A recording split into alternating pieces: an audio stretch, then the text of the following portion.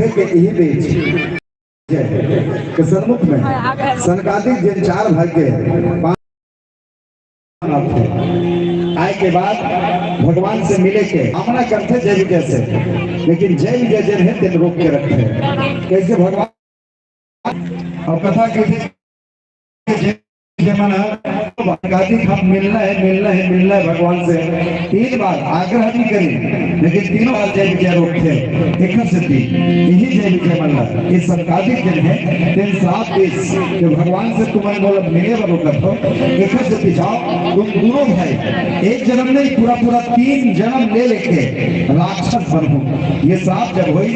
वही में जय विजय जन रहते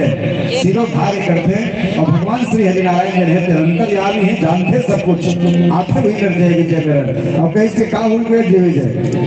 पूछे आज चाल तो जय विजय में बताए कि कुछ नहीं प्रभु 3 हम असुर भाई के साथ हुआ चाहती से जय विजय मन कही सकत रही है कि तोरे से भी साफ हुआ थे, लेकिन जय विजय ये भाषा नहीं कही से कहीं कुछ नहीं प्रभु बस 3 बार असुर होने के श्राप है। और ही मेरे भगवान कहे से जय विजय जब तुम 3 बार असुर होके जाऊँ ना 3 बार जब राक्षस जन्म धरू तुम्हारा तो चिंता करने की जरूरत नहीं है, मैं तुम्हारे लेके 4 बार जन्म अवतार